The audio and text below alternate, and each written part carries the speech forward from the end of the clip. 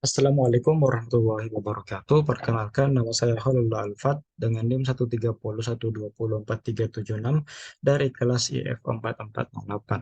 Di sini saya akan mempresentasikan case base saya dengan judul Unsupervised Learning on Country Data. Di sini dataset yang saya gunakan yaitu Unsupervised Learning on Country Data dan algoritma yang saya pilih yaitu K-means algorithm clustering algorithm. Di sini terkait tentang dataset yaitu objektifnya yaitu untuk mengkategorisasi negara berdasarkan sosioekonomis dan faktor kesehatan yang dapat digunakan untuk menentukan kemajuan dari suatu negara. Adapun yang membuat organisasi ini yaitu organisasi Health International yang bergerak di bidang yang memberantas kemiskinan dan memberikan negara rakyat dari negara-negara yang terbelakang kesenangan atau ketenangan yang eh, yang diberikan ketika ada bencana atau kejadian alam yang tidak terduga. Di sini terdapat dua file yaitu country data dan data dictionary. Untuk country data sendiri terdiri dari 167 baris dan 10 kolom. Nah, selanjutnya saya langsung saja eh, ke Google Colab saya, yaitu di sini terdapat beberapa yang pertama kali yaitu kita mengimport library-library yang dibutuhkan karena untuk algoritma K-means kali ini tidak diperbolehkan memakai library, maka perlu dilakukan pengodean mulai dari awal. Di sini libraries yang umum digunakan untuk preprocessing yaitu NumPy, ada Pandas, Seven, Matplotlib, Plotly Express untuk diagram negara nantinya untuk hasilnya import. Kemudian ada LibraryMath yang dari Python. Kemudian ada untuk preprocessing saya menggunakan PCA dan IPython display untuk membersihkan output. Nah, di sini yang pertama saya lakukan yaitu melakukan import dataset. Di sini saya sudah mengupload datasetnya dalam GitHub saya. Kemudian di sini saya read sebagai CSV.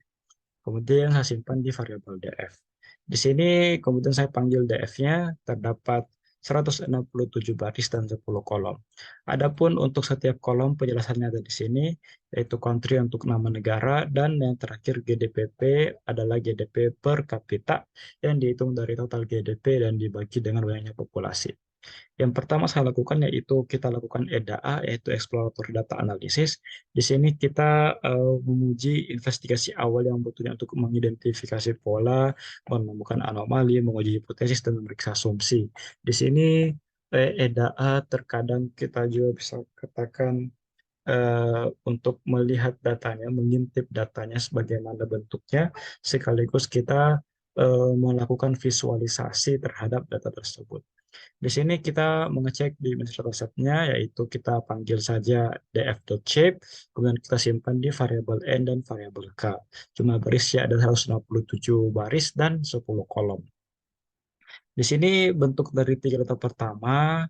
Data pertama itu Afghanistan, Albania, dan Algeria. Data terakhirnya itu Vietnam, Yemen, dan Zambia. Dan untuk sampelnya yaitu dapat dilihat seperti ini. Untuk data informasi terkait datasetnya untuk df.info yaitu tipe-tipe data yang ada dalam dataset ini yaitu terdapat kolom country yang merupakan tipe datanya adalah string. Eh, Kemudian ada income dan GDPP yang di data types-nya yaitu integer dan yang lainnya yaitu data float atau data continue. Di sini dapat kita lihat bahwa tidak ada data null, yaitu data yang nilainya kosong. Kemudian kita panggil dataset secara deskriptif. Secara deskriptif dapat dilihat bahwa untuk hampir semua dari eh, fitur-fitur yang ada pada dataset ini yaitu miring ke arah kiri, kecuali untuk life expectation yang condong ke arah kanan. Selanjutnya untuk standar deviasi atau persebaran data dapat kita lihat bahwa untuk child mortality, export, import, income, inflation, dan GDPP itu sangat tersebar ya. Sedangkan untuk data kesehatan dan data total fertility itu cukup dekat dengan nilai rata-rata. Di sini dapat kita lihat juga bahwa yang memiliki nilai minus atau nilai negatif hanya data inflation. Sedangkan untuk data yang memiliki data yang terbesar yaitu GDPP dengan maaf, data income yaitu sebanyak 12.125.000. Oh maaf, untuk GDPP itu 1.050.000. Untuk preprocessing selanjutnya yaitu karena data-data yang bisa kita olah sebenarnya hanyalah yang berupa numerik, yaitu dari data integer dan float, maka kita di sini akan mendrop data dari mendrop kolom dari country. Pertama, preprocessing yang saya lakukan yaitu mengecek duplikasi data, tapi saja df.duplicated yang dimana menghasilkan bahwa tidak ada data duplikasi yaitu false yang sebanyak 167. Kemudian untuk handling missing values di sini kita panggil df.isna.sum itu semuanya bernilai 0. Selain itu karena tidak ada missing values maka tidak perlukan handling. Untuk graph yang lebih baik, plotting yang lebih baik kita panggil heatmap yang mana tidak ada data yang kosong. Selanjutnya untuk menghitung outlier, outlier di sini merupakan data pencilan yang jauh dari kebanyakan datanya.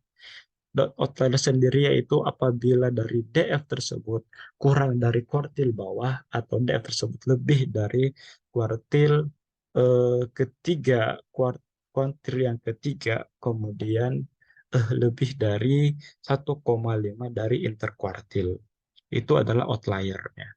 Outliernya dapat kita lihat untuk semua data atau atribut atau fitur itu semuanya hampir di bawah 10% kecuali untuk data GDPP yang nilainya adalah 14,97% dari data keseluruhan.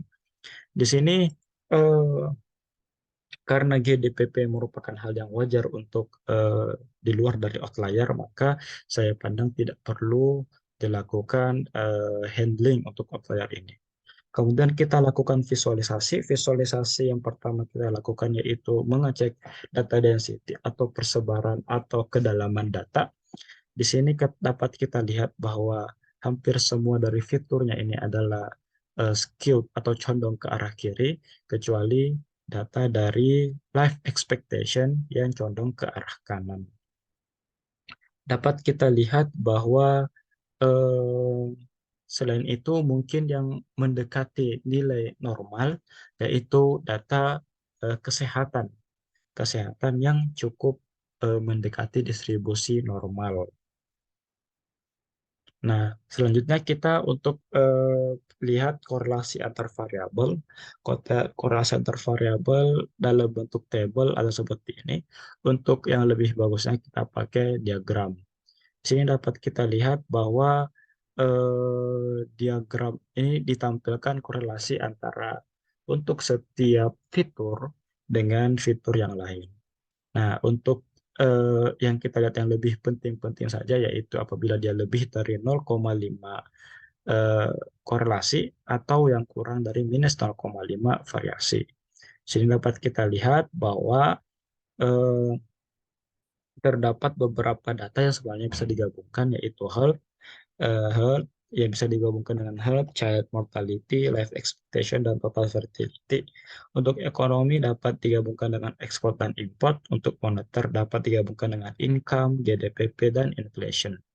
Selanjutnya untuk melihat visualisasi dari outlier dapat memanggil box plot, yaitu dengan tampilan seperti ini. Dapat kita lihat bahwa box outlier untuk setiap fitur itu sangat sedikit, kecuali untuk income dan GDPP, dan itu adalah yang wajar. Selanjutnya untuk transformasi dataset, di sini saya hanya melakukan menggunakan bimax scaling. Ini adalah fungsinya yang mana kita untuk setiap data itu kita kurangkan dengan nilai minimumnya, kemudian kita bagi dari nilai max dan dikurang dengan nilai minimum. Kita dapatkan bahwa normalisasi datanya yang tadi itu adalah seperti ini. Setelah itu kita lakukan fitur engineering atau fitur selection. Di sini ada beberapa cara yang saya lakukan. Yang pertama itu kita bagi berdasarkan pengelompokan literal, yaitu apa yang sebenarnya ada di dunia nyata, yaitu apa yang berhubungan dengan kesehatan kita gabungkan, apa yang berhubungan dengan ekonomi kita gabungkan, apa yang hubungannya dengan moneter kita gabungkan. Kemudian sini hasilnya, kemudian kita normalisasi. Setelah itu kita gunakan PCA. PCA ini kita pertama pop dulu nilainya karena tidak bisa kita lakukan PCA untuk suatu fitur yang kategorikal. Di sini pertama-tama yang kita lakukan yaitu kita panggil saja PCA-nya dulu untuk setiap fitur, kemudian kita hitung variansinya. Setelah itu kita baru evaluasi berapa komponen untuk PCA yang sebaiknya kita lakukan. Ini adalah hasil dari PCA-nya. Kemudian kita lakukan evaluasi menggunakan cumulative variance. Di sini minimal cumulative variance untuk mempertahankan 95% dari variasi atau komponen yang bagus itu dapat kita lihat itu 6 komponen. Selain itu kita dapat melihat berdasarkan eigenvalue juga menghasilkan hal semacam itu. Dan untuk script plotnya juga sama, yaitu ketika dinilai 6 maka sudah stabil untuk nilai eigenvalue-nya. Kemudian nilai komponen yang 6 tadi kita lakukan untuk mereduksi dimensi yang tadi, kita dapatkan bahwa hasilnya seperti ini. Setelah itu, salah satu fitur selection yang saya lakukan yaitu kita gunakan korelasi dan thresholdnya itu 0,75. 0,75 dapat kita lihat bahwa hasilnya bahwa fit kolom GDPP, life expectation, dan total fertility adalah yang terbaik untuk fitur selection ini berdasarkan korelasi. Kemudian kita simpan, kemudian kita normalisasi. Setelah itu kita masuk ke dalam algoritma K-means-nya, yaitu yang pertama kita lakukan perhitungan sentroid awal secara random. Di sini saya melakukan perandoman nilai sentroid awal benar-benar secara random, yaitu mulai dari 0 sampai 1, yang hasilnya, contoh hasilnya adalah seperti ini. Yang mana untuk K adalah suatu klasternya, nilai klasternya, dan N adalah banyak dari fiturnya. Setelah itu, saya lakukan pengelompokan. Pengelompokannya yaitu sebagai berikut. Perhitungan jarak dan pengelompokannya kita menggunakan di sini kita menggunakan jarak Euclidean, yaitu untuk setiap data kita kurangkan dengan data yang lain, kemudian kita pangkatkan, kemudian jumlahnya. Nah, setelah itu kita tentukan kelas untuk setiap datanya dengan kita dapatkan bahwa yang mana untuk penentuan kelasnya itu adalah jarak terdekat untuk setiap sentroid. Setelah itu kita punya untuk mengupdate nilai sentroid setelah mendapatkan kelas masing-masing eh, dari data point masing-masing, kita kelompokkan yang sama. Setelah itu kita cari nilai rata-rata dari setiap dat- data point yang memiliki kelas yang sama. Setelah itu kita lakukan plot. Di sini adalah scatter plot biasa. Setelah itu di sini kita ada main program. Di sini keymins-nya pertama kita copy dulu DF aslinya agar tidak ada perubahan yang terjadi terhadap dataset yang asli. Setelah itu kita panggil apabila ada data country maka kita hapus data country-nya. Setelah itu kita tentukan maksimum iterasinya 100 dan K-nya sama dengan 3. Kenapa kami pilih K sama dengan 3? Itu nanti kita cek pada evaluasi nantinya. Setelah itu di sini iterasi itu akan terus berulang selama dia kurang dari iterasi dan nilai dari Centroid baru tidak sama dengan Centroid yang lama. Artinya Centroidnya tidak terupdate lagi. Nah, setelah itu kita simpan old Centroid-nya, itu kita lakukan pelabelan untuk setiap data point, kemudian kita melakukan perubahan dari Centroid-nya yang sama tadi, kemudian kita plotting, kemudian kita tambah iterasinya. Kemudian kita dapatkan labels-nya sebagai berikut. Ini adalah hasil akhirnya untuk normalisasi biasa. Kemudian untuk kelas ke-0 itu 87, untuk kelas ke-1 itu 52, untuk kelas ke-2 itu 28. Kemudian untuk data yang selected normalize itu seperti ini. Dia banyak data yang untuk 2 itu 112, untuk 135, dan 0 untuk itu 20.